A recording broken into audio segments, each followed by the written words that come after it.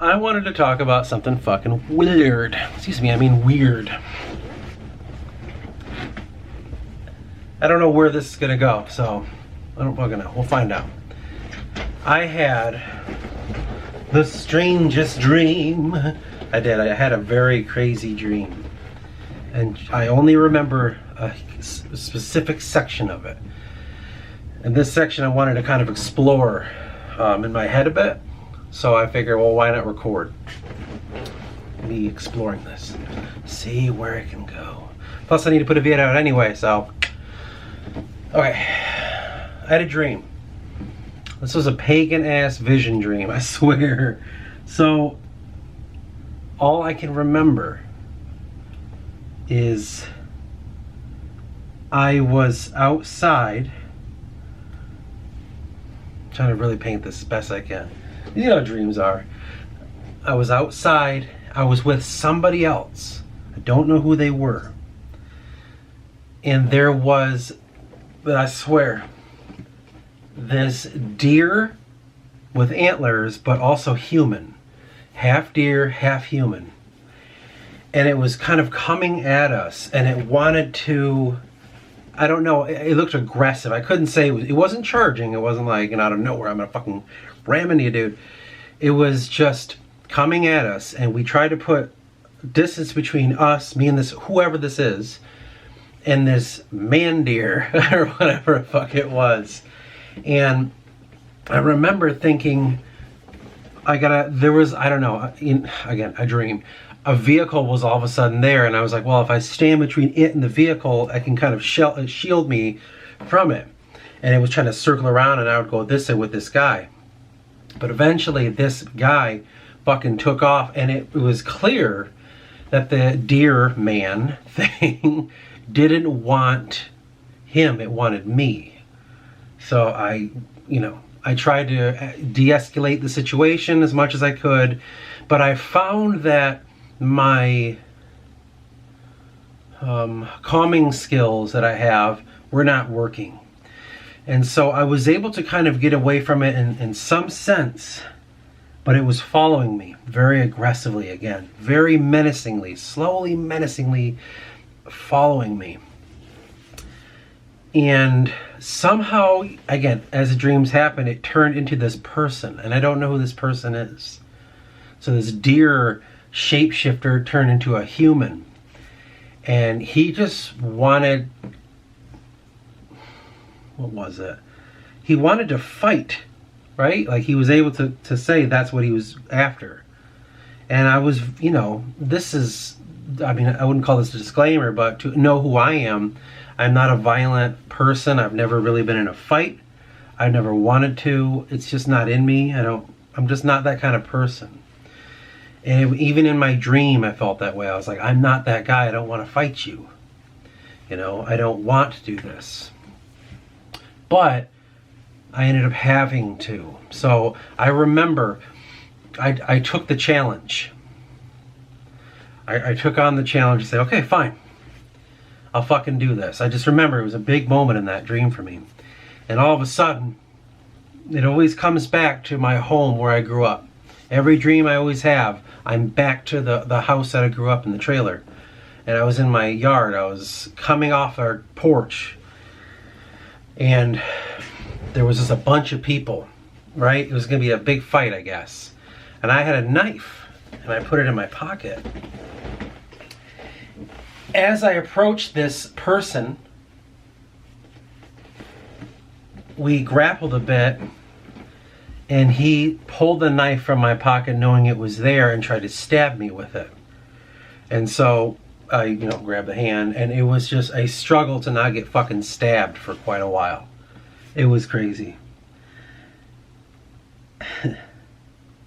Somehow, in the dream, I managed to get the knife, and from that moment I knew that I had to kill whoever this fucking person is. I don't know why I escalated so quickly, but it fucking did. And I don't really exactly remember where I stabbed, but I feel like it was in the neck, and I just fucking plunged the knife in there, and I just pulled it to just make sure that this was fatal, not like a quick fucking stab, and it might take him a while to bleed out. Like, in that dream, I wanted him fucking dead. And as I did that, there was something, I don't know what it was, something within me kind of, I wouldn't necessarily say congratulated me, but felt that I had passed the test. So this is where my mind kind of goes.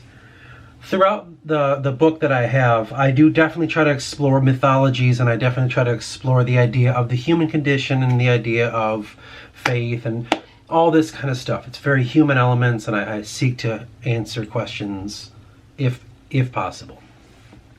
So one of the things amongst my searching through this is the idea of, you know, the major one will be the hero's journey. The story arc, if you will. But in this, in this dream, I sense that, man, how do I even, see, this is the kind of thing, it's like, how much is ruining it, right? Gosh. So the Forgotten King in my story, this kind of Zeus, more Prometheus, let me say that actually. Let me backtrack a bit. This kind of Prometheus figure kind of holds the destiny of certain individuals throughout the story, because these certain individuals are aspects of the actual fragmentation that is this Prometheus character. And so he was fragmented in many pieces, and these individual characters that the stories are about are these pieces trying to find themselves again, to become whole with the idea of the one who brings the fire, the one who brings enlightenment, true enlightenment, and that enlightenment will be, and we can go on, right? Now, this dream, I felt like this kind of being was congratulating me on what I did. I can disclaimer that by saying a few days prior to this, I was in a section of my book that mirrored this. So that could be why. But everything happens as it's supposed to happen, and you're supposed to find the right things when you find it, and when you do find it, it's going to help you do something. I could feel that there was this challenge that I needed to face, and in facing that challenge, I had to overcome this. And it kind of had this feeling that even this being, this whoever, this higher entity, didn't even know if I was up to the task for this. Because it knew me as well as I knew myself. Because I know me. I'm like, I'm not going to fucking stab anybody. I'm not going to fight anyone. If someone tries to fight me, I'll just be like, dude, I'm not fucking with you. You can hit me as much as you want. I'm not playing your game. That's the real me. I don't play that shit. In this dream, it was so un-me to take on this challenge. Now, that can lead to so many different things. I could say, well, you know, I've always been afraid to step out of my comfort zone, and I never really have. In fact, if I ever tried to, I always try to backpedal back into this comfort area. You could mix that with the idea with I don't want to be a violent person. I don't want to solve my problems with violence. But this didn't feel like an avoidable situation. This being that wanted to attack me, that was a dear person, which I don't know the significance of that, but to me, man, that sounds so pagan. If I told this to some shaman, he'd probably be like, oh, and then he'd tell me this shit, right? I don't know the significance of what this all can mean. I can only deduce some of the aspects within my own life. I don't have a mythology in my mind like, oh, that reminds me of the Indian and the fucking deer. Or, you know, I don't have that. And then that right there leads me to the thinking of like the importance of the mythologies, the importance of storytelling within each other, because these are the moments that you need that help. These are the true moments that you can necessarily look outside to the storyteller, to this mentor or shamanistic person, whatever you want to call it, for this advice. What is my dream telling me? You know, so lately we look at it and say it's just, we lessen it through science, what dreams are. But man, I've always had really intense dreams. Always. I've never really get to have, like, they're like super, like, exhausting. Like, I have these dreams that I wake up and it's like, it tires me. I don't feel like I get enough sleep because I'm sitting here having these super intense dreams every fucking night. You know what I mean? It's like I never get a break from this shit. I always have these fucking crazy dreams, you know, like vision dreams, or like dreams about flying. So here's an example, and I'm sure people can relate to this. When you have those dreams where you can fly, I used to have them a lot more when I was more younger, but as I get older now, it feels like I can only manage to really high jump. But there's a certain thing within these dreams of these, like, I'm trying to fly, but I can only jump really high off the ground and then I slowly come down, as if gravity is not the same as it is here, as if it's like on the moon or something, or even smaller than that. That's what it kind of feels like. But another thing is, nobody knows me. Nobody sees me. I'm like a ghost. A specter, if you will. So like, what am I truly doing in these dreams? What is this travel that I'm seeking to do? And I always go to these places. It's never around where I'm at. I always go far away to do this flying or high jumping. And half the time I'm witnessing something. Half the time it's like, it used to be the flying was during the daylight and it was beautiful. But of late, my high jumping, trying to fly dreams have turned into, it's night, it's sinister, and I'm about to witness something really fucked up.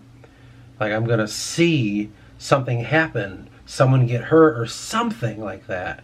And that I can't do anything about because I'm like a spirit or something. So that's so confusing to me. Which I guess this video is about dreams. I'll continue. I've had this is my, so I'm sure that everyone has those few dreams that they'll never forget. And I have, it's not my first dream, but it's the first one that I remember having. I was probably 2 years old. 2 to 4. We'll just put me in that range. I don't know. I just remember, it's unforgettable. I appeared in this gigantic, let's just say, empty, ruined factory. And there were shelves collapsed all over the place. And then I remember all the shelves had like toys all over them, because I was a kid, and all the toys were just all over the place, and I had to kind of shift through this stuff. And in my mind, I knew where I was.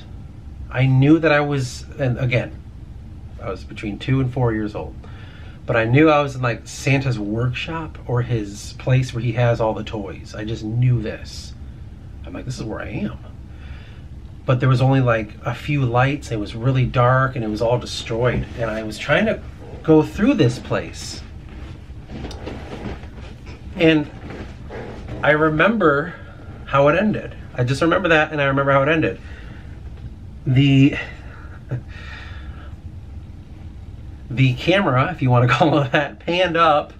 I started to float away from the place where I stood, which was under one single light, where there was an empty circle, where there was no clutter or no garbage. It was a clear ground, which resembled the circle that we used to sit in elementary school. We had to sit on certain letters. You're on B today, you know, to teach you the letters and all that junk. It was that, and as I floated away, I heard this evil laugh, this sinister evil laugh. Like if you remember Real Monsters, that laugh at the end there, it was that laugh. Now I compiled all these memories that I had at that age, right? I pushed them all into one. But I knew that that laugh was Santa. How weird is that? You know what I mean? One of the first dreams I'll ever remember. But this one's more interesting. So that was just, you know, cool because it's the earliest dream. This dream that I had when I was a late teen, late to mid, I don't know. I was going through a really hard time once I graduated high school. I didn't have any friends from like 10th grade on. You know, that's when they moved away, that's when we moved, and I didn't have any friends and stuff. It was a really hard time for me. There was a lot of me being in my room alone, being kind of depressed and not knowing where to go, not knowing how to handle this. Like, I didn't know what to do. And just to kind of give you an idea of where I was at that time, mentally. But I had this dream that when I was, get that out of the way, when I was, I was with my sister and I was with her friend. So someone I kind of know, but not really. You know what I mean? Like, I know her name and I know a little bit, but I would never sit alone and talk to this person because I have nothing in common with. And we were driving to this place. I've told a few people this dream, so they'll know what this is about. And I was driving to this place, and it was kind of this massive, giant building that maybe had the architecture of what you would imagine a museum to be, right? There's some pillars, there's large windows and this and that, and it was made of brick. It was a gorgeous place, humongous. I don't know why we were going there, but we were going there. Now, upon entering it, I have no memory, but I do know I was in there then. So that's the interesting part. I don't remember entering this place. I just remember appearing into it. And we were looking around and underneath all of these glass cases, if you will, were these artifacts or were these amazing cool things, which I have no memory of. I do remember that there was these giant open windows at the top there that kind of let the light in, and they were huge, massive fucking windows and stuff. So it was very beautiful and bright in there, very bright. So much sunlight had entered that area, and this enlightenment was shining into this place, and it was beautiful, and I felt it was great, and I felt like this is a beautiful place to be. But for whatever reason, I decided to go off on my own, and I did, and I started to crawl into the bowels of this place that I did not know were there, but slowly manifested themselves. The deeper down I descended, the darker and more sinister it got. Those bright lights were gone, replaced by narrow fucking hallways that had these static lights that were flickering, or completely unlit areas, and it was a dark, and the vibe there was sinister and frightening. But for whatever reason, I kept going down more and more and more, and I wanted to see how far this would go down, until I got to what I assume was its end. It might not have been, but from that point, this sinister place was a prison, and throughout this prison, the doors had been opened and everyone was running free. People were killing each other, people were running around. It was frantic, horrifying. With the low lighting, there was blood all over the walls and shit. It was so like sinister.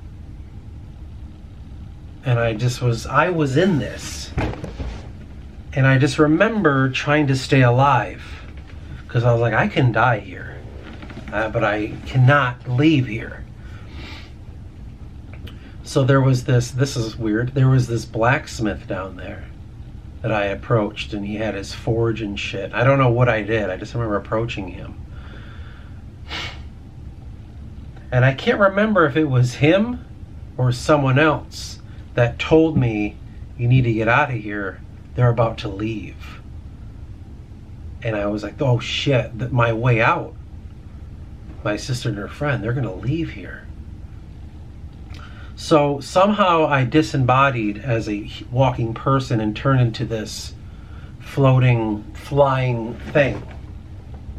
and I was going through these tunnels really fast and bypassing gore and bypassing blood on the walls, and I was climbing higher and higher and higher until I started to get back to where I was. But then, as I came out to where originally the museum place was, it turned into a very light, almost like an insane asylum. How they picture it, with the outfits that the whatever those people are, the caretakers and all that shit. You watch One Flew Over the Cuckoo's Nest. It turned into that, but it was a massive compound. And I went outside, and this compound had massive barbed wire walls and turrets and towers and shit. And I was stuck in this place. But I knew I needed to get out. So I scaled this wall, flew up it, and I overlooked it. I feel like someone was standing next to me, but I don't know. And I looked out from atop the wall, and then the grass was beautiful, and it stopped, and then trees came up, and they went for miles. But there was a single carved road out. And the vehicle that I assumed my sister and her friend were in was leaving. And I would say probably from where I was standing, it would have been about a football yard's length away, however long that is, 100 yards. I don't remember how much football fields are, but that far away. And I knew I only had one chance to get the fuck out, or else I'd be stuck here forever. So I flew down, jumped off the wall, and just like a fucking bird through the weeds and the grass, I approached the vehicle and I hovered underneath of it, around the muffler, if you will, at least the pipe going to the muffler. And before I woke up, this voice said, or it didn't say, let me say it like this. This voice alluded to the idea that my body didn't escape this place, but my spirit did. And I can obviously equate that to life. To me, that sounds like what life is about. So that dream told me that's that comfort that I had. I was like, oh, this is just this prison that I get to be in. No matter what depth I'm in, it's a prison. I could be way deep in the dark depths of this and be in the depression and be like just enveloped in my own mind. I'm in a prison there.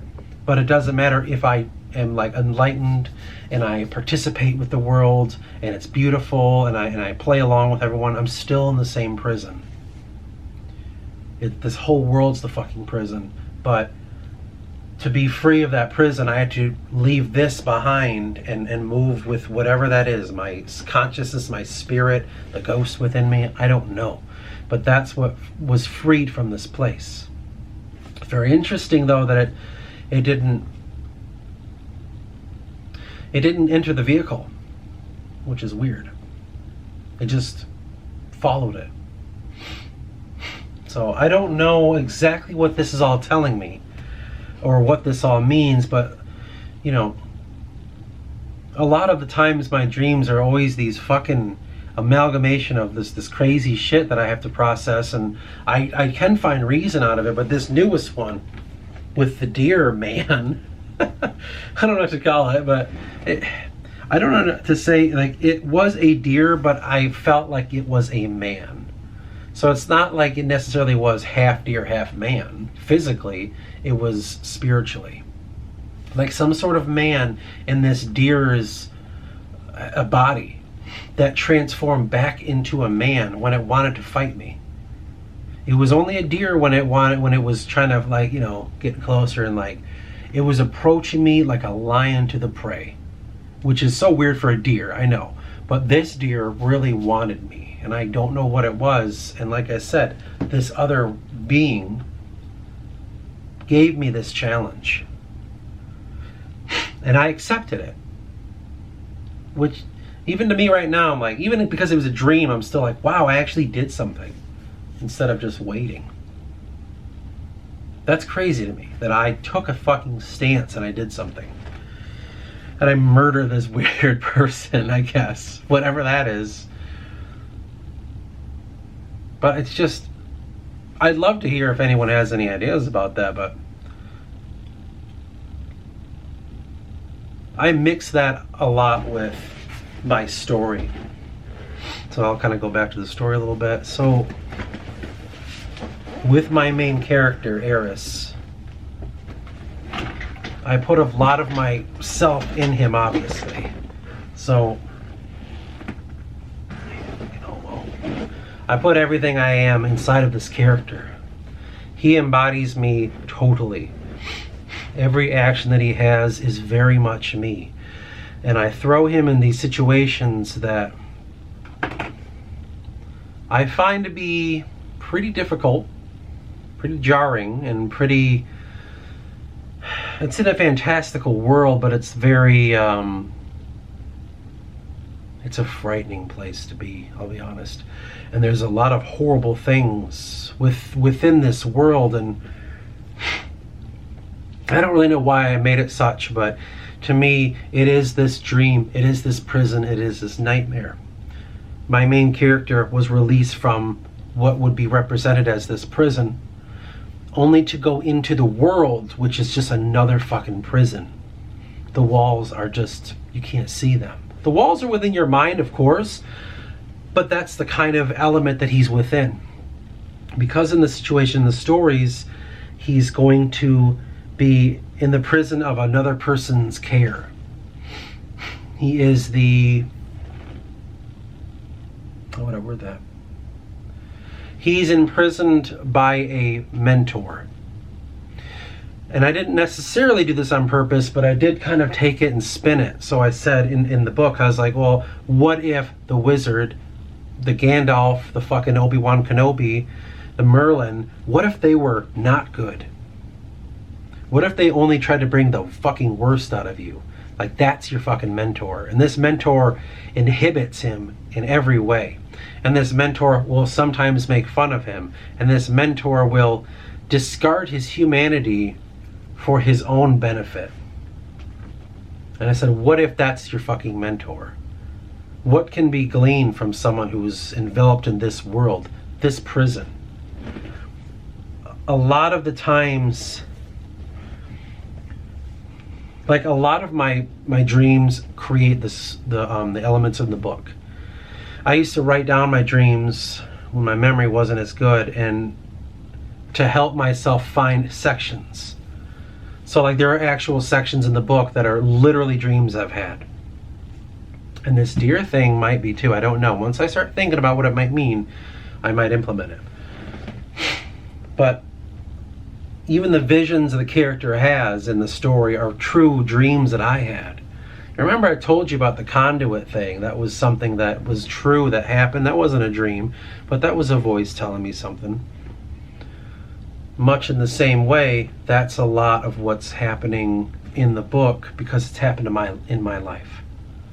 So a lot of the answers that I'm truly looking for, I'm making the character as well. I want it to be the most authentic read that you can have. I'm not trying to, what is the word I'm thinking of? I'm not trying to like say something to the reader synthetically. I'm trying to show them the life that I've tried to fucking live with more metaphors and obviously inflated sections because it's got to be a fantastical story.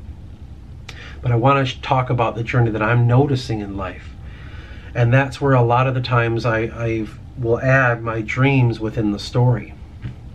And just what that does. And within this exploration, so like I said with the prison one, that's the major story element of the whole world. Escaping that fucking prison. And how exactly one can escape the prison. Damn. Whew. But I don't know. I don't know what it is about all this that makes it so difficult.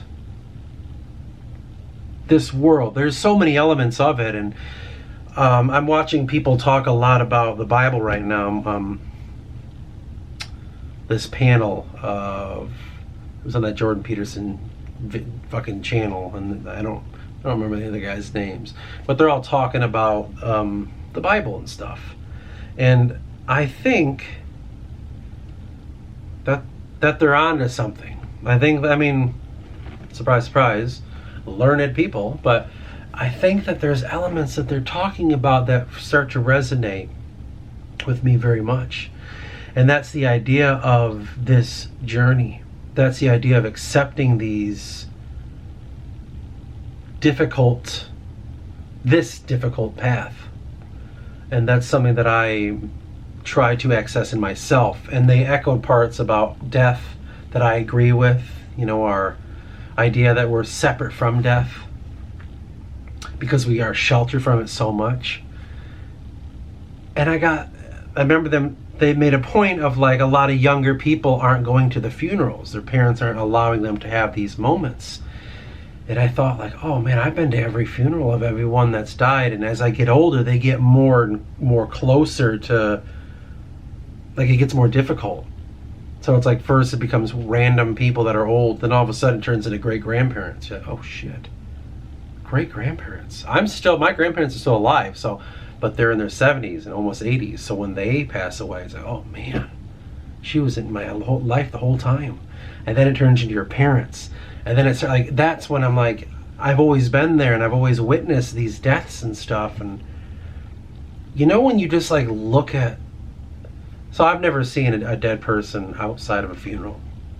I've been very like lucky that I haven't been in a violence in a situation that I've seen a dead person outside of a funeral. But when I look at them in a funeral, it's so bizarre, is it not? It's humbling to stare at death like that. It really is. Brings you down a bit, makes you realize like, okay, that was the point. That was it. I don't know, man. I think it was, I thought it'd be kind of interesting for me to kind of talk about dreams again. I made a video called Thoughts About Dreams, but that was so long ago that I think it was a good idea to re-explore it, just because of this fucking wacky dream that I had. Like I said, man, like facing this shapeshifter deer man, it just sounded like a pagan ass dream. Like I'm in the year 900 and I'm in fucking I'm a Viking or something, and I gotta go to this lady like, what the fuck was that? Seeker or whatever they were called. I don't know what the fucking sages were called. But that's what I felt like. I needed to talk to a sage, and they were like, oh boy, this means that. Like, I kind of feel like I need that. Like, I don't know though. I don't know what that dream meant, but god damn it, it happened. And it didn't feel like just some crazy dream. It felt like a legit fucking experience. That was not something to fucking just go, I don't know, that's just how dreams are. Like, no. That was gnarly, man. That was something crazy. What a crazy thing. But anyway, I finally made a video about something. Finally. Took me how long to do this? Anyway, until the next one, I suppose.